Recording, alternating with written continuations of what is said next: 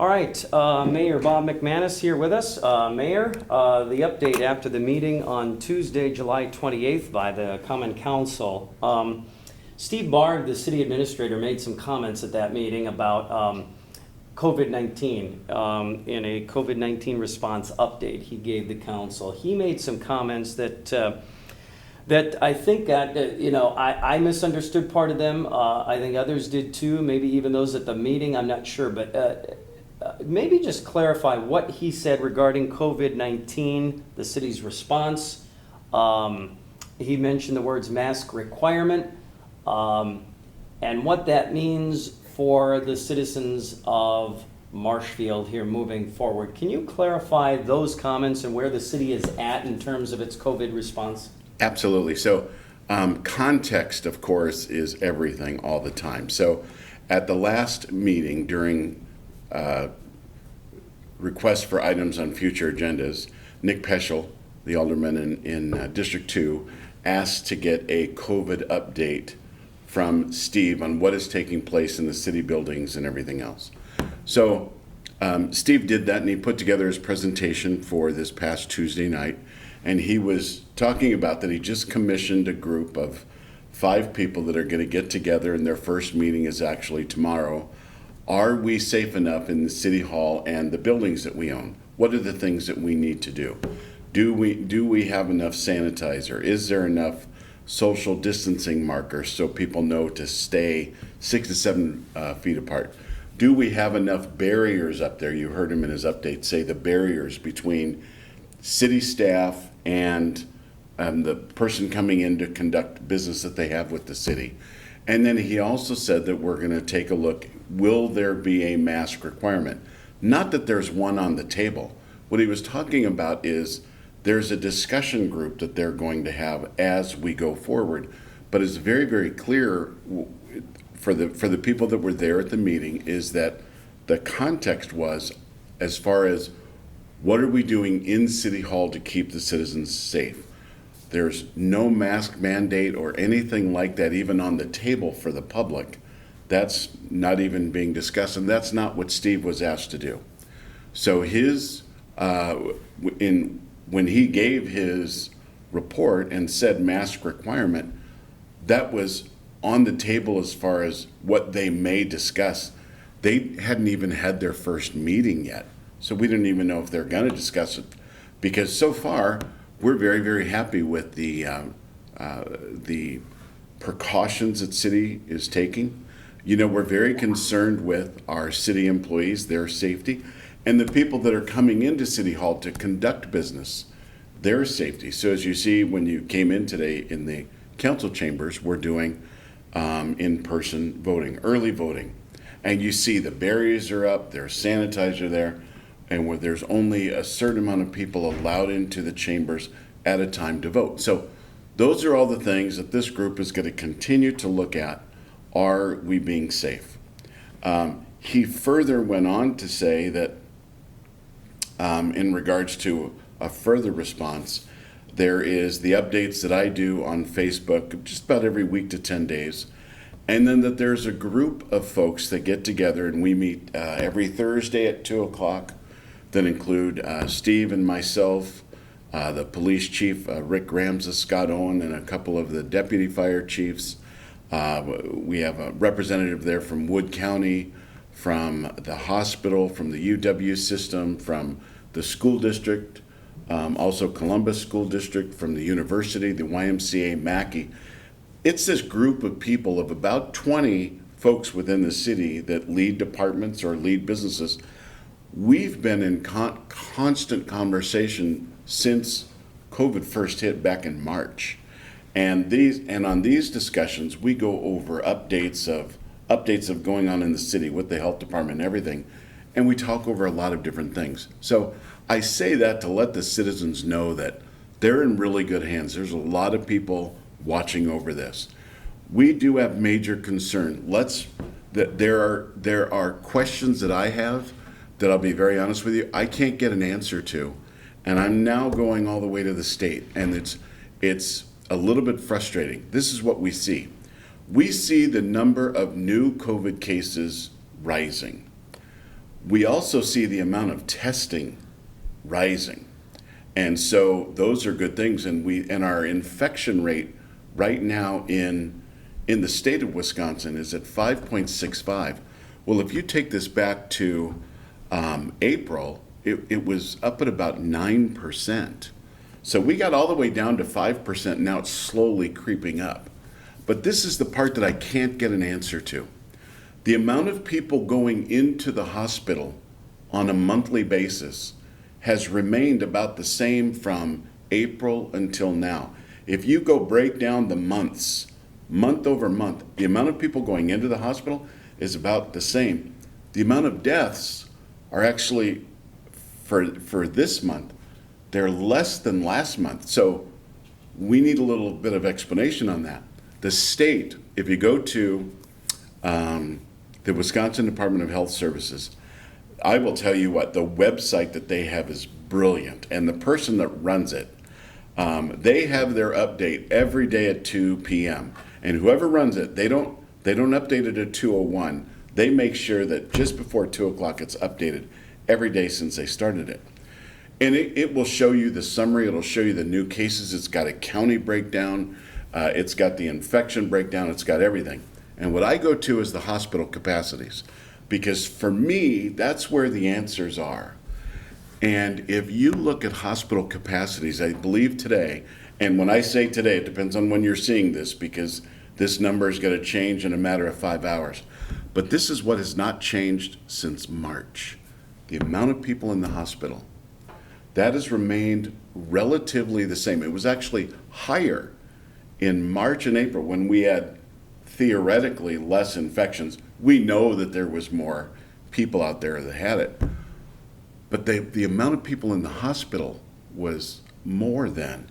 And if you look at it right now, for the last 7 or 8 days, and it shows the day in the hospital, it goes like this. So when I did an update on Facebook, I believe 7 days ago, at that time there was only 165 people in the hospital for the entire state. So we want answers to that on why is that number, because the testing rate, the amount of tests, there's always the arguments of we need more testing. Yes, we do. There's a lot more infections. Yes, they are. But let's look at the severity. First of all, we see the amount of people that have died from this virus is tragic. There's no doubt about it. And we don't even want to lose one. But when we're looking at these numbers, you would think that if we've got this many more cases, why aren't there more people in the hospitals? Because the big thing that we worry about, of course, is hospital overload. And we can't get an answer. And that's frustrating. So we're going to continue to protect the citizens of Marshfield as best we can, because when, we can look at this globally, we can look at it with a state, but we have to make sure that the citizens of Marshfield are safe.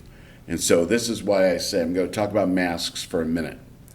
There is no mask mandate. There's not even one on the table for discussion. But masks, for some reason, have become a real hot issue. And I wish it wasn't. There's mass shaming going on both sides. And it really doesn't need to be. Now, what we know is if you have a compromised immune system, if you're elderly, or if you have medical issues, it is a really good idea for you to wear a mask when you go out. We know that there are some companies out there, Pick and Save, Festival, Walmart, Menards, Target, Walgreens, that require masks when you go in there. And this is what I'm going to ask the citizens of Marshfield. Let's not be rude to the cashiers and the people that work there. They're just doing their job. The owners of those businesses have said, we're going to require the masks that are there. We really need to be nice to those people. So, some things we could do to be safe. If you do have that compromised health issue, and wear a mask. It is a very, very good thing for you to do. The other thing is social distance. Keep 6 to 7 feet away from somebody else. When you cough or sneeze, this is something that we learned when we were kids. If you cough or sneeze, cover your mouth. Wash your hands, wash them a lot. If you're sick, stay home. And if your kids are sick, keep them home. And make the right decision for yourself on if you want to go get in large gatherings or not. Large gatherings are risky because you don't know what the other people have. So I'm optimistic. I'm hoping that we're going to get somewhere soon. But I'm going to keep calling and I'm going to keep searching for answers because I believe we have some good some good indicators here that we need answers to. Is the reason that there aren't more people going in the hospital, is that because younger folks are getting it more and maybe they can tolerate it better? Could it be that maybe they've learned how to treat it better? We don't know.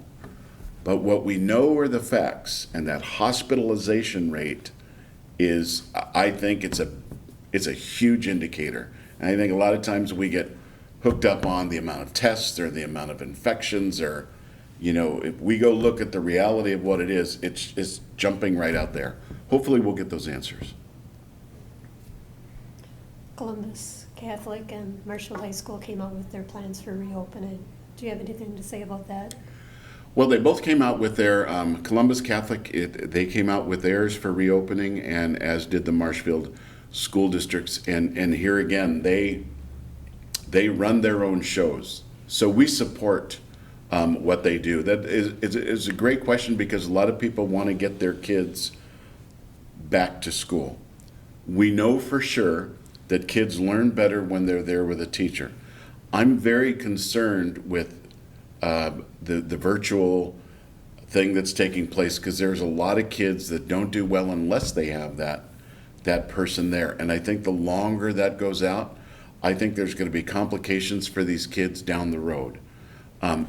At the same time, we don't want the teachers to be at risk of catching the virus or the other kids to be at risk. So it really is a catch-22 situation. So realistically, with the schools, with what they're doing, I support what they're both doing. The UW, they've got certain restrictions in place, and we're going to fully support those. And I'm just hoping that everyone will. We know the kids need to learn. We know that they can't have long breaks, and when you're just going into the classroom one day a week, we're going to have to see. Really what that does. I believe there's going to be lasting issues with that. So there's got to be somehow a nice mix between the reality of getting these kids back to school and educated and the reality that this is a nasty virus. We don't want to do it too soon, but I believe that the school systems have done just a phenomenal job, and they care for their kids, and so right now we're going to support them as they go back into their fall semesters. What are you hearing from local health officials? You talk about hospitalization rates and capacity, things of that nature. When you have these weekly meetings, you said every Thursday, and when you talk to local health officials about testing and masks and all this stuff, what are they telling you, or what do you hear from local health officials about all this stuff? Well, Christie at Wood County Health Department has been nothing shy of brilliant to work with, and we're dealing with Jay Schrader at the clinic as well, and they're coming at this from a medical perspective. So they're not, it's interesting on this meeting when we get together because you hear the different perspectives. So their position is that we have to be very, very careful. We don't want to overload our medical community. They are right on top of outbreaks. You've seen Wood County doing more and more press releases if they have an outbreak somewhere. They do a great job of that. So their whole thing is prevention and testing. And what we've heard so far is the reason that the folks that pass away, that number is not higher, is because it takes time for this to go through. I believe we've had a fair amount of months now, so we have to look into something different. But they're into prevention, and they've done brilliant. Now, what's very interesting is when you go to the next person in line. You go to the police department, you get their update. Rick Rams has done a great job with his updates, and they are, they're making sure that their police officers are safe, making sure, they're wearing masks there at the police department, and they're very, very careful with people that have to come into the station. The fire department is doing a lot of preventative measures. You hear their perspective, and it is all about, the personal protective equipment and everything else. They're starting to see a rise in the 911 calls. For a while there, it was a little low. So they're not over, but it's starting to pick up a little bit. But then when you go to the business community and you hear from Mackey, it goes from one type of conversation to another, and that the businesses can't handle not being in business. And so you've got that reality of the business owners, restaurants and things like that. They can't go forever and not have people in there. So you get a different tone in that. And then you've got the school systems. We've had the YMCA. And what's very interesting from my perspective is I've learned to listen a lot to all of them because their perspectives are so different. What I love about this group is the fact of we are all listening to everybody else's perspectives, and we're not saying that one's right or that one's wrong. And I believe our society has gone to that. If you don't believe in my perspective, then you're just wrong. That doesn't get us anywhere. So the group itself is great, but our medical, Christy at Wood County and Jay at the clinic, they've given us great leadership, and they are very, very, very concerned. The clinic and hospital in particular, do they give you updates on, hospitalization rates, capacity? Are they in good shape with medical supplies, PPE, masks? And I'm sure they're, you mentioned prevention, but I'm sure they're in also the, cure business too. I'm sure they're seeing cases that they're treating. What do you get from local health officials in that regard? Well, not a lot, because they've got a lot of laws that they have to be taken care of. So I've learned a long time ago that I hear the words, but I watch what you do. And locally, the hospital and clinic have opened up to doing more procedures, and they're very, very thorough when you go in there.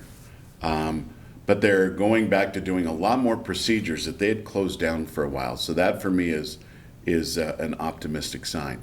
But they're very concerned. I will say we have a world-class medical facility here, and they have shown every step of the way how much they care about the employees that they have, making sure that they have the right equipment, and how much they care for their patients coming in.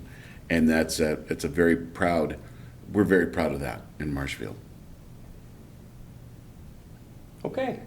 Back to the meeting now, and there were some items on the agenda, I believe, that had to do with our new aquatic center.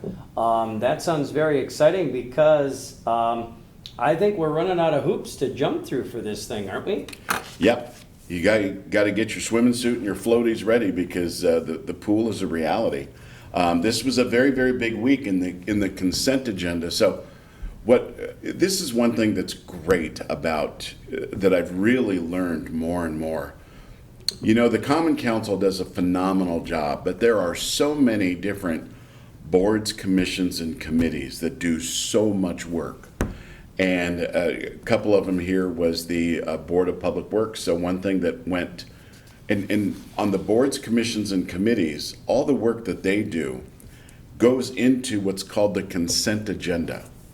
And so there are many items in the consent agenda that the Common Council members see every 2 weeks. We get the minutes of everything that took place so that we're apprised of everything that's going on.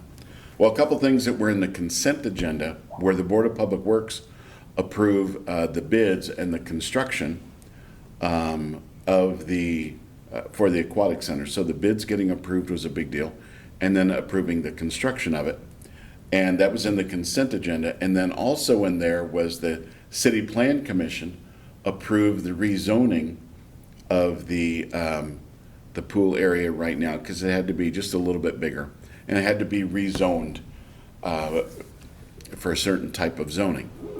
And so that was in the consent agenda as well. And so when we went to, we vote on the consent agenda all at once, and there was one item taken out that had nothing to do with the pool, and then that it received unanimous approval. So that means that the council approved the bids and the building and the zoning. And then you saw further in the agenda on its own item, we had, I believe, 9 items, 9 resolutions, spending resolutions, and one of them was for the pool. And that was for $3,075,000 because there are some administrative costs. And that was approved unanimously as well. So you've got the zoning taken care of, the approval to begin the construction, the approval for the bids, and the approval for the funding.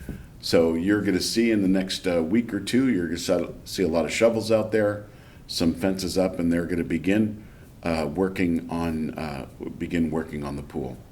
One thing along those lines I would like to go over is you saw these great spending resolutions, and we went through, and there was about over $6 million of spending resolution. I don't know if you saw the meeting, but it was like approved resolution number 1, 2, 3, and then asked for a vote. Boom, boom, yes, yes, yes. We got through that in about 7 minutes.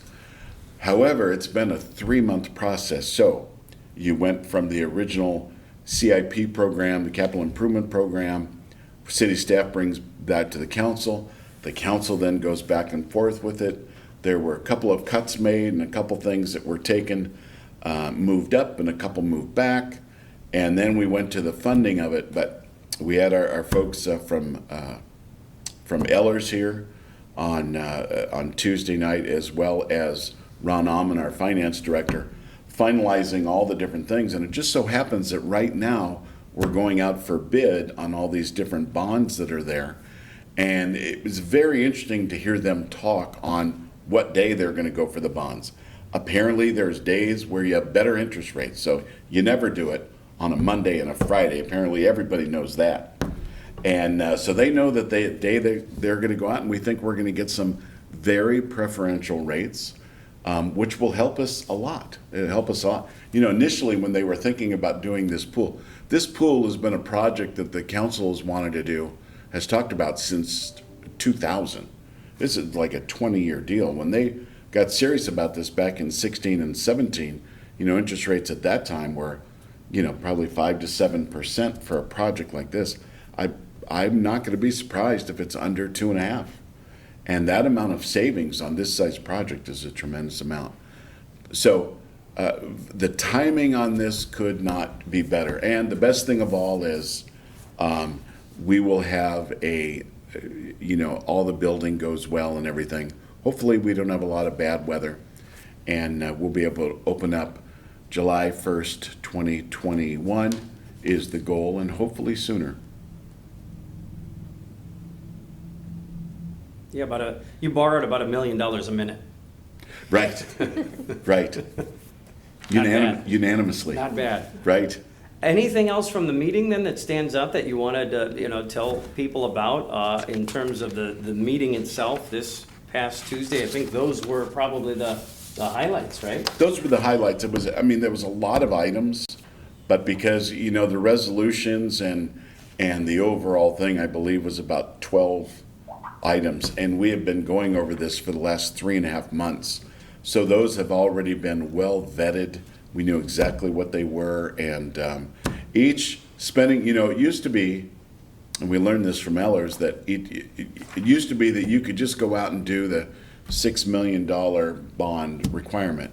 And the way the law is now in Wisconsin is each different one has to have its own different resolution. So the amount that we're doing is exactly the same. It's just broken down specifically. It's just the way Wisconsin statutes work. So overall, it was a good meeting. Common Council had some good questions on some other issues, and we're looking forward to the next meeting. And nice moment too, you had a chance to help present the Historic Preservation Stewardship Award for the project at St. John the Baptist Church, and our sisters Rita and Barbara were there, and you get to be a part of that presentation on Tuesday night as well. Yeah, and Vicki Schnitzler, who runs the Historic Preservation Society, or committee does such a great job. And this, both sisters were there, and it was very humbling going up to take a photo with them because they're such genuine people. And when they were accepting the award, they had such pride in what was done there. And so it was really incredible. But I do want to take this moment too, and I think I did earlier, but I'd really like to thank, a lot of times we see the common council, the mayor, the city administrator, city attorney, and city folks. And, that people see the meetings and they think that's where the things are done. I cannot even begin to express my thanks and gratitude for the work that all the people that belong to the different committees, boards, and commissions, they spend countless hours. Many times they'll come to a meeting and it's an hour or two meeting once or twice a month. And that hour or two meeting is not necessarily a lot, but all the work that they do in research to come to their meeting prepared and talk about their topics and champion their topics and move forward with those is really incredible. And they are really what make the city move forward and thrive, is these people, and they're all volunteers. They do it because they love the city, and we really appreciate them and what they do.